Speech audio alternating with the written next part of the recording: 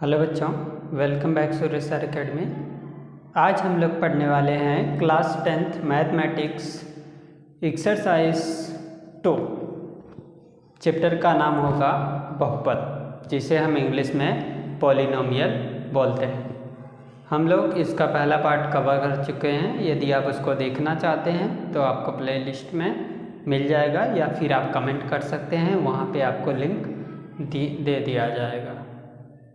तो चलिए स्टार्ट करते हैं आज का ये बेसिक चैप्टर। जैसा कि आपको पता है, कोई भी चैप्टर शुरू करने से पहले फर्स्ट वाला जो पार्ट होता है उसमें हम लोग कुछ परिभाषाओं को, उसकी बेसिक इंट्रोडक्शन को समझते हैं। तो चलिए स्टार्ट करने से पहले, चैप्टर की एक्सरसाइज सॉल्व करने से पहले हम लोग समझ लेते हैं उसके बेसिक टर्म को। ये होगा इस एक्सरसाइज का पार्ट नंबर 1। तो बिना स्किप किए हुए लास्ट तक बने रहें। यदि आप इस चैनल पर नए हैं तो चैनल को सब्सक्राइब कर दीजिए और अपने दोस्तों के साथ शेयर कर दीजिए। तो चलिए देखते हैं आज का अपना पहला पॉइंट क्या पढ़ना है। चैप्टर का नाम बहुपद है, तो हम लोग शुरू भी करेंगे बहुपद की परिभाषा से। बहुपद क्या होता है पहले उसको देखें। बहुपद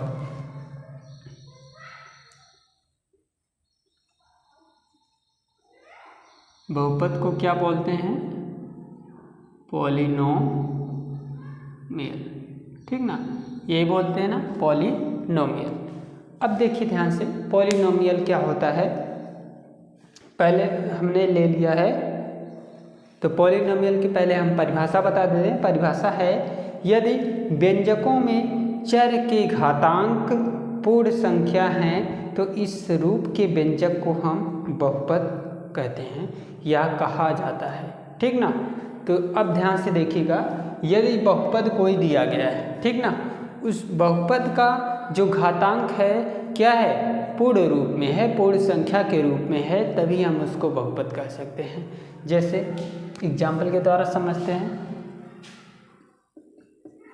कोई एग्जाम्पल लिखते हैं। एग्जाम्पल हो गया 2x² 5x + 7। ये क्या है?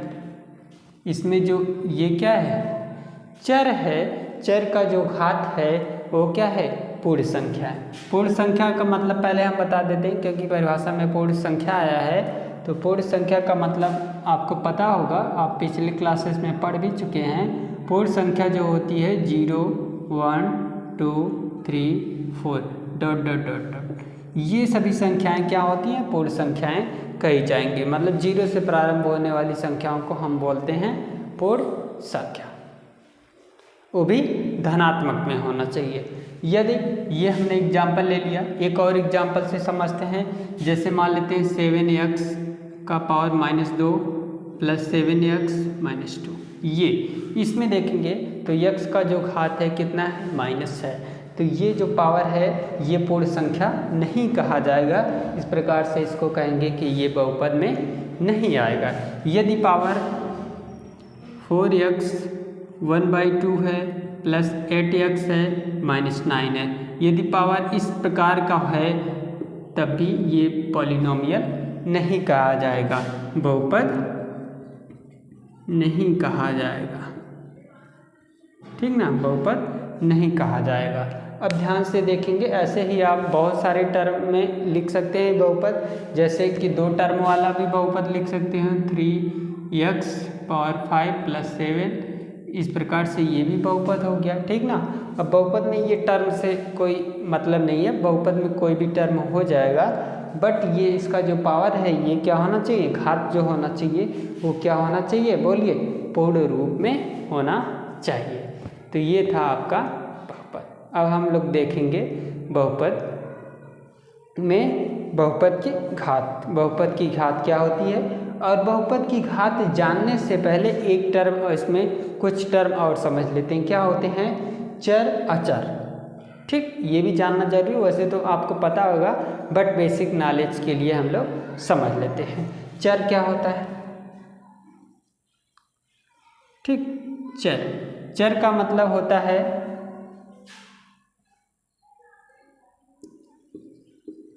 वेरिएबल। इंग्लिश में इसको वेरिएबल बोलते हैं।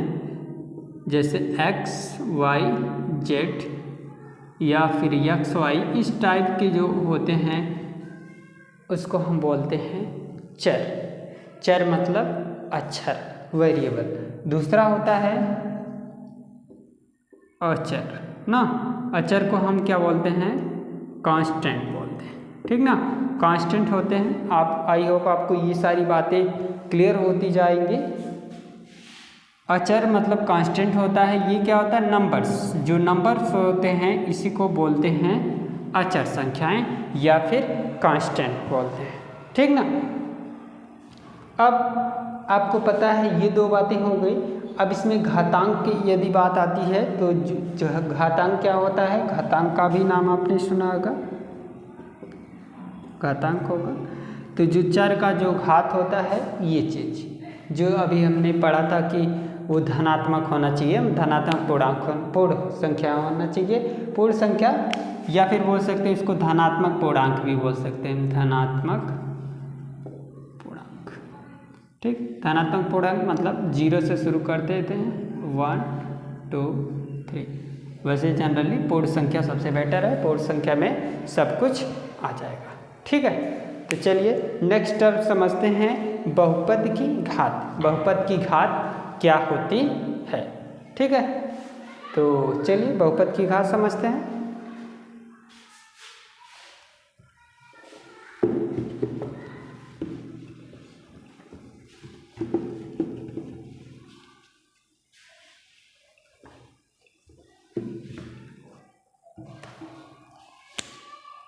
बहुपद की घात, ठीक, जिसको हम इंग्लिश में क्या बोलते हैं? Degree of polynomial. लिखना चाहें तो लिख सकते हैं डिग्री ऑफ पॉलिनोमियल। अब इसमें बहुपद की घात क्या बोलेंगे उसको देख लेते हैं। बहुपद में चर की उच्चतम घात बहुपद की घात कहलाती है, ठीक ना। यदि कोई बहुपद है उसमें जो चर है, चर की जो उच्चतम घात होती है उसी को बोलते हैं डिग्री ऑफ पॉलिनोमियल, या फिर क्या बोलते हैं? बहुपद की घात बोलते हैं। चलिए इस टर्म को हम लोग एग्जाम्पल के द्वारा समझते हैं। जैसे 4x² + 5x - 9, इसमें ले ले तो इसमें बहुपद की जो घात होगी वो कितना होगी? घात, बहुपद की घात कितनी होगी? 2 होगी। इस प्रकार से बोलेंगे कि इसकी घात क्या हो गई? 2 हो गई। दूसरा कोई एग्जाम्पल और लेते हैं, एक 9x⁵ 7x² 3x + 4, ठीक ना। इस प्रकार का टर्म है। तो इसमें जो अधिकतम घात है, उच्चतम घात, यही बोला गया है परिभाषा में, जो चर की उच्चतम घात होती है। उच्चतम क्या होती है? उच्चतम मतलब मैक्सिमम। तो इसमें देखने पे देखिए, यहाँ पे जो नंबर 5 है तो इसकी जो घात कहलाएगी डिग्री ऑफ पॉलिनोमियल क्या हो जाएगा? 5 हो जाएगा। अगला टर्म एक और एग्जाम्पल लेते हैं, 7x² 4x3 + 3। अब इसमें देखेंगे तो इसमें क्या कहलाएगा? इसमें चर की उच्चतम घात कितनी है? 3। इस प्रकार से क्या हम बोलेंगे? बोलिए, इसमें घात क्या होगी चर की? इसमें भी घात 3 हो जाएगा। तो घात क्या हो जाएगा? 3 हो जाएगा। अब आगे देखते हैं, अगला है समझेंगे रैखिक बहुपद, ठीक है। कुछ टर्म अब इसमें और पढ़ते हैं। रैखिक बहुपद वह क्या होता है? अब हम लोग पढ़ने वाले हैं रैखिक बहुपद, ठीक ना। उसके बाद पढ़ेंगे द्विघात बहुपद, द्विघात बहुपद। फिर उसके बाद पढ़ेंगे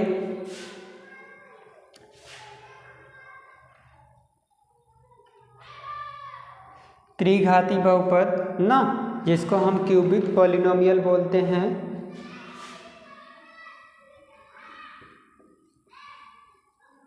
त्रिघात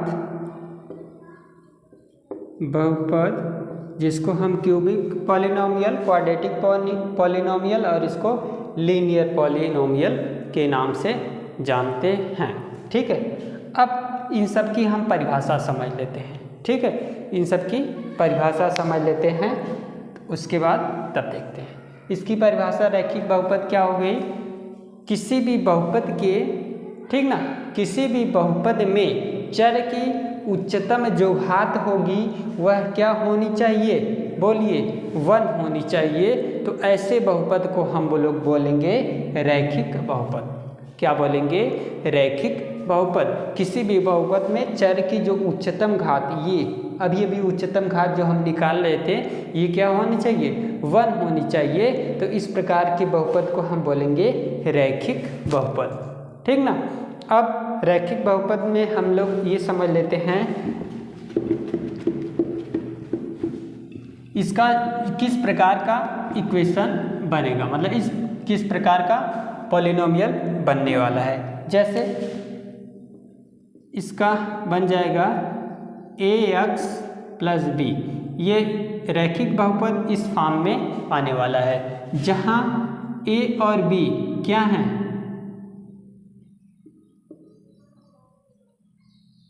अचर है ना, अचर है। अचर का मतलब क्या हो गया? अभी हमने बताया था। और यक्स क्या है? यक्स नॉट इक्वल टू 0, यक्स के बराबर, यक्स 0 के बराबर नहीं होना चाहिए। ए भी तो अचर है, लेकिन जो यक्स है उसका मान 0 के बराबर नहीं होना चाहिए कभी भी। तो इस प्रकार के समीकरण को हम बोलेंगे रैखिक समीकरण। अब जैसे कोई समीकरण को भी लिख लेते हैं, जैसे 4x² प्लस 3x। अब यहाँ पे अगर देखिए उच्चतम घात 2 हो गई, लेकिन 2 नहीं रखना है तो इसको हटाते हैं, यहाँ पे 5 लिख देते हैं। ये हो गया आपका रैखिक बहुपद। 7x प्लस 8 रैखिक बहुपद, 4x माइनस 9 रैखिक बहुपद। तो इस प्रकार के बहुपदों को हम क्या बोलेंगे? रैखिक बहुपद, जिसमें चर की अधिकतम घात क्या है? सब में 1 है। ठीक है, अब हम लोग रैखिक बहुपद हो गया। अब द्विघाती बहुपद समझते हैं। ठीक है, द्विघाती बहुपद क्या होता है? ऐसे बहुपद जिसमें चर की अधिकतम घात क्या होनी चाहिए? 2 होना चाहिए। चर की उच्चतम घात, अधिकतम घात क्या होनी चाहिए? 2 होना चाहिए। कहने का मतलब ये जो समीकरण बनेगा इस प्रकार से बनेगा ax² bx प्लस c। और इस समीकरण में भी जो ये होगा क्या होगा? a b c, ये तो हो जाएंगे अचर हो जाएंगे, जहाँ पे x square not equal to 0, x square 0 नहीं होना चाहिए ना, मतलब 0 के बराबर नहीं होना चाहिए। x स्क्वायर जो वाला जो टर्म है ये 0 के बराबर हो जाएगा तो ये द्विघाती, ये वाला 0 हो जाएगा तो चलेगा, लेकिन x स्क्वायर वाला नहीं होना चाहिए। तो इस प्रकार के बहुपद को हम क्या बोलने वाले हैं? बोलिए, द्विघाती बहुपद। अब एग्जाम्पल से इसको समझ लेते हैं हम लोग। 4x² plus 7x plus 3, maximum घात कितनी? 2। अगला 7x² प्लस 5, मैक्सिमम घात कितनी? 2। क्या हो गया? क्वाड्रेटिक इक्वेशन, मतलब 2 घात समीकरण। फिर अगला देखते हैं 7x power 2 plus 3x minus 9, maximum घात कितनी? 2। तो ये भी क्या हो गया? क्वाड्रेटिक इक्वेशन, मतलब 2 घात समीकरण। अब अगला टर्म है त्रिघात बहुपद। ठीक है, तो इसकी परिभाषा क्या हो जाएगी? ध्यान से समझते हैं। मतलब किसी भी बहुपद में चर की जो अधिकतम घात है यदि 3 है तो उसको हम बोलते हैं क्यूबिक पॉलिनोमियल या फिर त्रिघात बहुपद, त्रिघात बहुपद। अब इसका देख लेते हैं किस टाइप का होगा। x के power 3 bx² cx plus t, इस समीकरण का जो जनरल फार्मूला है ये फॉर्म हो जाएगा।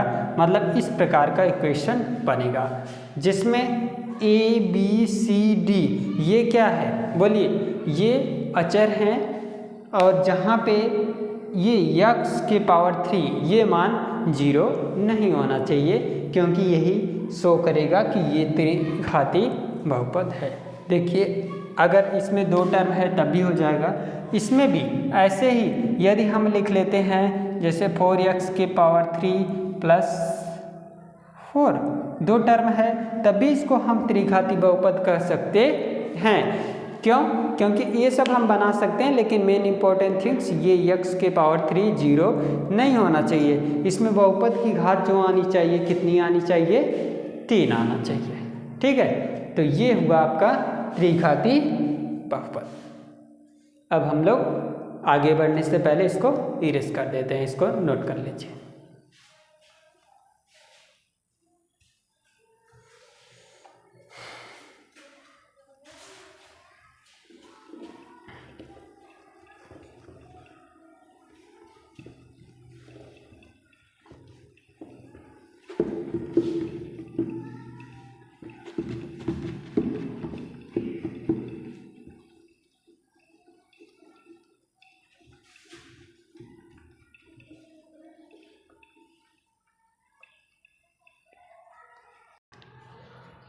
अब हम लोग देखने वाले हैं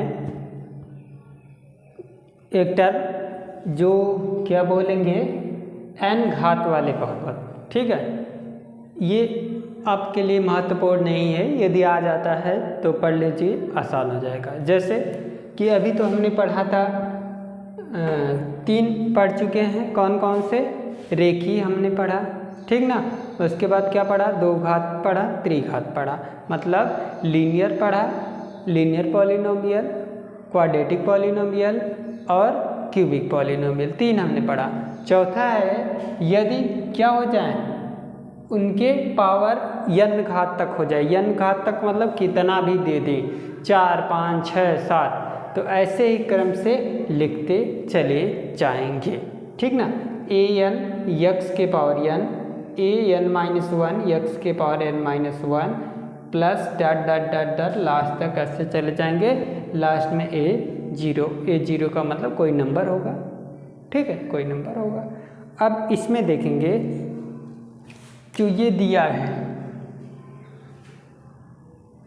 a0 a1 a2 a3 dot dot dot dot an, ये जो दिया गया है ये क्या है, इसमें ये अचर दिया गया है, अचर दिया गया है। और जो इसमें x के पावर n है, x के पावर n है, हमेशा x के पावर n है, ये कभी भी 0 के बराबर नहीं होना चाहिए। हमेशा यही हमने पढ़ा, जितना पावर देखा जाएगा इसका ये पावर 0 नहीं होना चाहिए। ये तो हमारा नंबर है, ये अचर संख्याएं हैं, इससे नहीं मतलब है। ये टर्म हमें 0 प्राप्त नहीं होना चाहिए। ठीक है, तो ये बस इतना ही, फिर आगे देखते हैं। आगे हम लोग अब समझेंगे इन तीनों का क्या समझने वाले हैं, जीरोस के बारे में, मतलब शून्य समझेंगे, 1 बाई 1 करके शून्य देखेंगे। चलिए देखते हैं शून्य।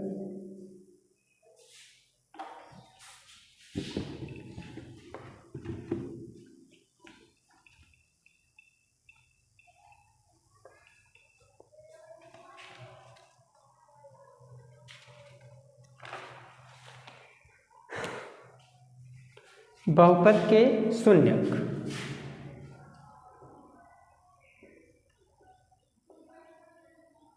बहुपद के शून्यक, जीरोज ऑफ पॉलिनोमियल, क्या बोलेंगे, जीरोज ऑफ पॉलिनोमियल। लिखना चाहें तो लिख सकते हैं, जीरोज ऑफ अ पॉलिनोमियल। ठीक है, लिखना चाहें तो लिख लीजिए, बहुपद के शून्यक। ठीक ना। अब देखिए बहुपद के शून्यक क्या होते हैं? पहला हम लोग लेते हैं रेखीय बहुपद का शून्यक। 3 बहुपद हमने पढ़ा, रेखीय बहुपद का शून्यक, ठीक ना, रेखिक बहुपद के शून्यक। अब इसमें हम लोग क्या पढ़ रखे हैं?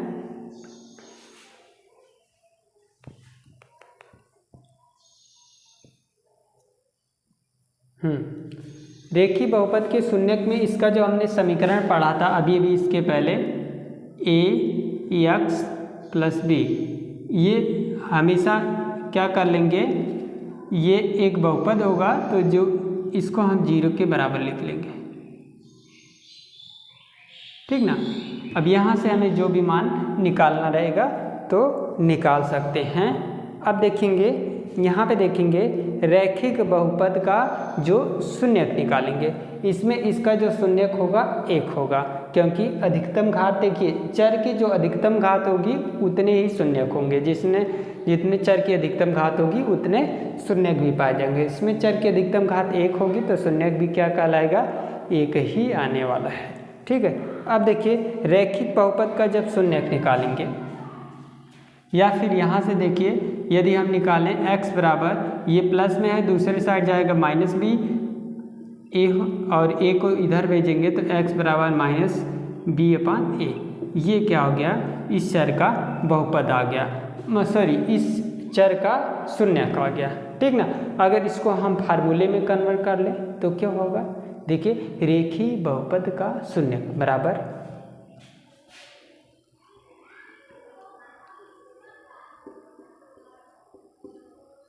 रेखीय बहुपद का शून्यक बराबर माइनस लगा लेंगे। माइनस में लगाने के बाद जो अचर पद है उसको लिखना, देखिए अचर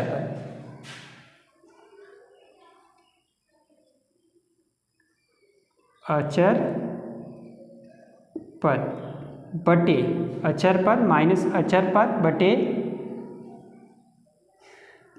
क्या होगा, इसका गुणांक जो होगा, मतलब जो यक्ष का गुणांक होगा, तो क्या लिखेंगे, यक्ष का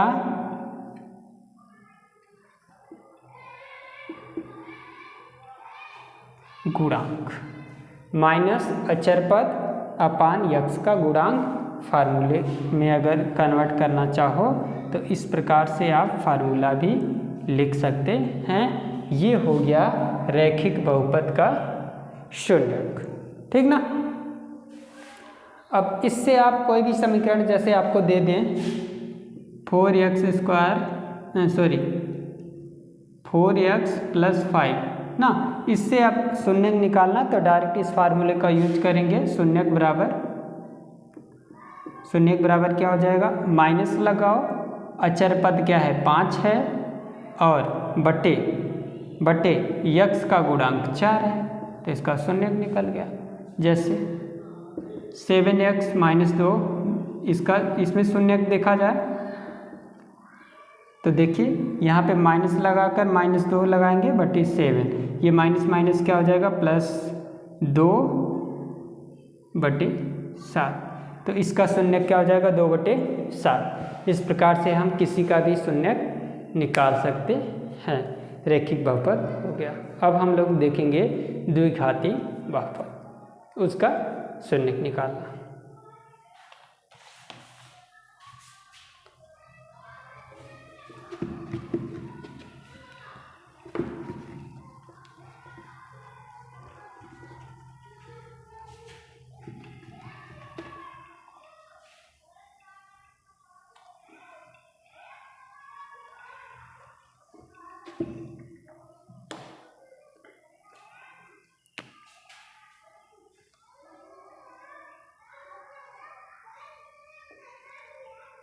द्विघात बहुपद का शून्यक, द्विघात बहुपद का शून्यक। अब देखेंगे इसके माना इसके दो मूल हैं या फिर दो शून्यक हैं, दो मूल हैं अल्फा और बीटा ना। अब देखिए इसका जनरल फार्मूला क्या होता है, आपको पता है ax² bx प्लस सी। अब इसके मूल भी कितने होंगे, अधिकतम पावर 2, तो मूल मतलब इसके शून्यक भी कितने होंगे, 2 हो जाएंगे। ठीक है, अब चलिए देखेंगे इसमें दो शून्यक कौन कौन से निकालेंगे, यहाँ से निकालेंगे शून्यकों का योग।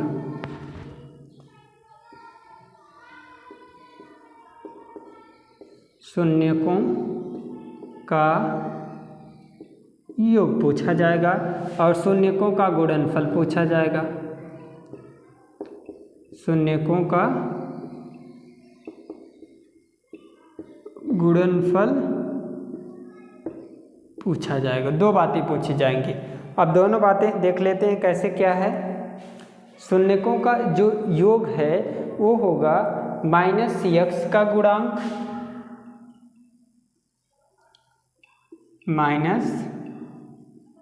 -x का गुणांक बटे x² का गुणांक। किसका,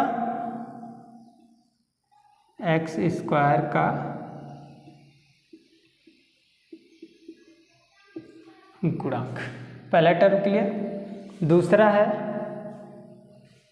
अचर पद बटे x² का गुणांक। क्या, शून्यकों का जो गुणनफल है लिखेंगे यहाँ पे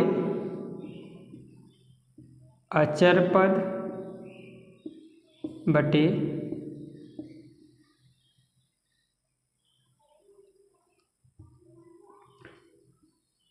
x² का गुणांक। अब इसको हम इसके रूप में यदि लिख दें तो -x का गुणांक क्या है, b अपान x² का गुणांक a। इसको क्या लिखेंगे, अचर पद क्या है c और x² का गुणांक क्या है, ये 60 फार्मूला। इतनी कहानी नहीं याद है तो इससे भी याद कर सकते हैं इस फार्मूले में। मतलब शून्यकों का योग क्या होगा -b/a और शून्यकों का गुणनफल क्या होगा c/a। अगर फार्मूले में कैसे आया तो x का गुणांक, x² का गुणांक, अचर पद और x² का गुणांक आसानी से आप निकाल सकते हैं। चलिए एक एग्जाम्पल के द्वारा समझते हैं कैसे हम इसको आसानी से समझ सकते हैं। जैसे एक समीकरण लेते हैं 7² 5x + 3 ना। अब इससे अगर कोई पूछते क्या निकालो, शून्यकों का योग निकालो, तो शून्यकों का योग यही निकाल लेते हैं फार्मूले पे रख के। b क्या है, b यही है, b 5 है तो -5 लिखेंगे बटे a मतलब 7 ना। देख लो यहाँ से कंपेयर कर लो, a b क्या है, c क्या है 3 है और a क्या है 7। देखिए बहुत ही आसान हो गया, आप आसानी से दोनों टर्म निकाल सकते हैं, गुणनफल वाले को भी और योग वाले को भी। कोई भी इक्वेशन बड़े से बड़ा इक्वेशन रहेगा, मतलब कैसा क्या, जिसका मैक्सिमम पावर 2 है वही तो 2 का समीकरण होगा। तो इस प्रकार से आप कि उसका शून्यक आसानी से निकाल सकते हैं, इतना ही टर्म रहेगा। तो चलिए एक और बचा है, उसको देखा जाता है। तीसरा है क्या, त्रिघात बहुपद के शून्यक। त्रिघात बहुपद के शून्यक। अब देखिए इस फार्मूले को कहीं कहीं ऐसे भी लिख दिया जाता है, कैसे, अभी देखिए हम लोग माने थे, माना इसके दो मूल हैं, मूल कौन से हो गए, alpha plus beta equal to क्या हो गया -b/a और अल्फ़ा इंटू बीटा बराबर c/a। इसको इस टर्म में भी लिखा जा सकता है। अब आगे देखेंगे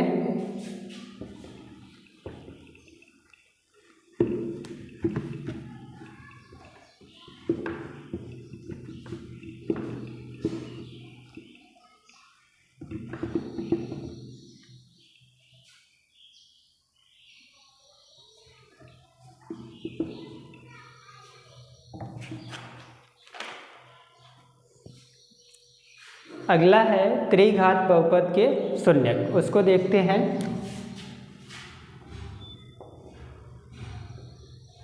त्रिघात बहुपद के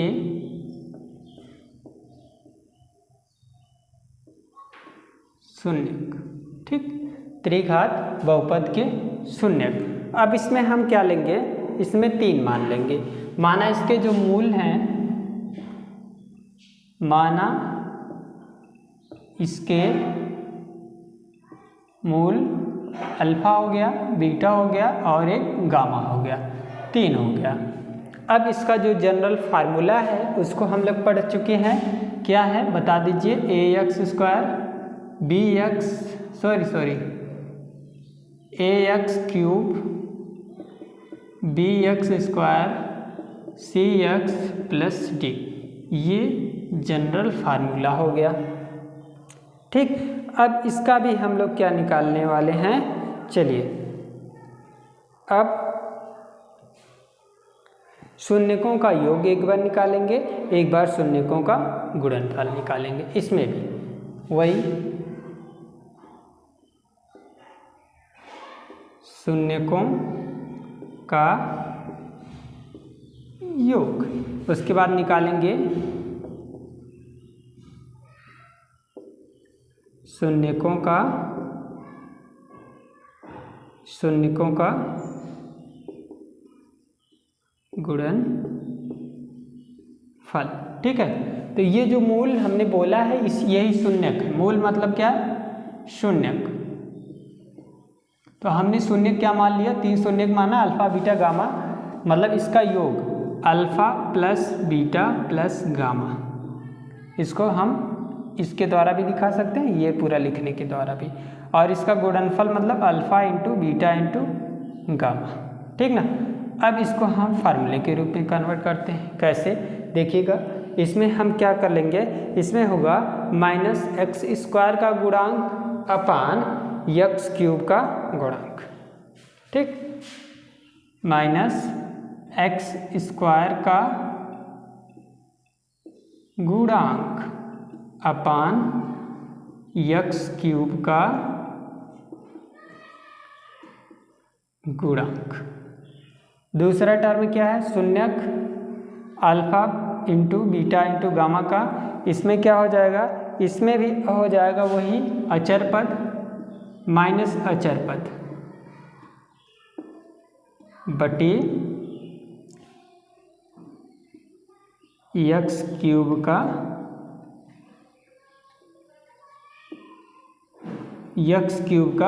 क्या हो जाएगा, गुणांक हो जाएगा।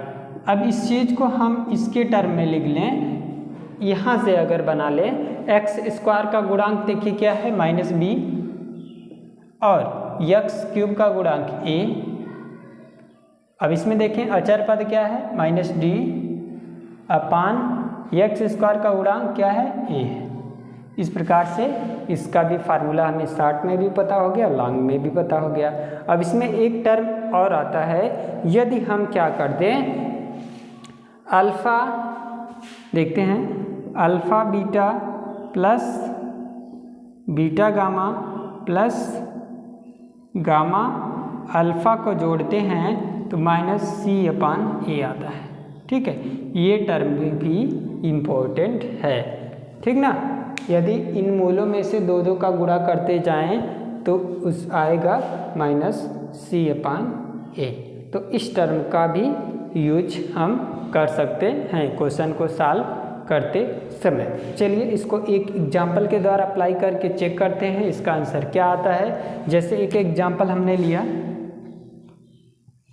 4x² वाला है ना, 3 घाती है, प्लस 8x² प्लस 3x², ठीक।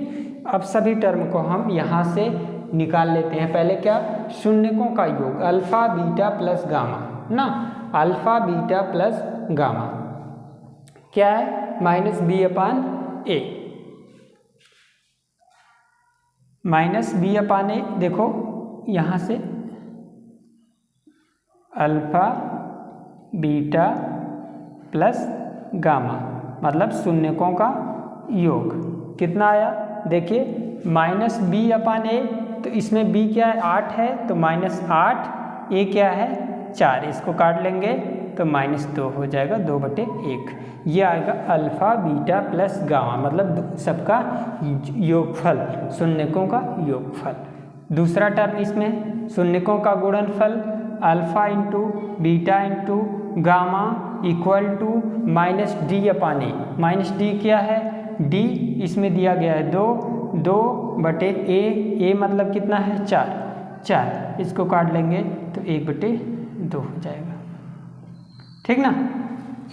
तो है ये आपका एक एग्जाम्पल के द्वारा भी हम लोग समझ लिए। इससे और भी टर्म आप समझना चाहो समझ सकते हैं। याद करने का बेस्ट तरीका यही है, शून्यकों का योग मतलब alpha plus beta plus gamma equal to x² का गुणांक अपान x³ का गुणांक। ये बड़ा वाला नहीं याद होता तो यहाँ से इसको हम लिख देते हैं, इसको आप इस टर्म में भी लिख लीजिएगा, देख लीजिए यहाँ पे लिख देते हैं। जैसे शार्ट में थोड़ा सा alpha plus beta plus gamma equal to -b upon a मतलब शून्यकों का योग। ये formula alpha into beta into gamma equal to -d upon a शून्यकों का गुणनफल हो गया। अब एक टर्म और बचा है उसको देख लेते हैं। यदि इन दोनों का गुणनफल बीटा इंटू गामा, यहाँ पे योगफल करना है, योगफल करना है, गामा इंटू अल्फ़ा बराबर c अपान ए, यही ना, c अपान ए, सॉरी -c अपान ए। चेक कर लीजिए, c अपान ए आना चाहिए, ठीक, c अपान ए ही होगा, प्लस में रहेगा, कंफ्यूज होगा। ये चीज़ है आपका सॉल्यूशन ना। इसको आप टर्म याद, इसके हम बोलेंगे मूलकों का मतलब शून्यकों का योगफल, शून्यकों का गुणनफल और शून्यकों का 1/1 करके गुणा करके यदि जोड़ते हैं तो c अपान ए आता है। इसको हम क्वेश्चन में कैसे अप्लाई करेंगे ये भी हमने बता दिया। तो आई होप ये सभी क्वेश्चन आपको समझ में आए होंगे, ये सारी बातें इंट्रोडक्शन में समझ में आई होंगी। तो चलिए फिर मिलेंगे अगले वीडियो में अगले टॉपिक के साथ, एक्सरसाइज के साथ। तब तक के लिए take care, bye bye, thank you for watching.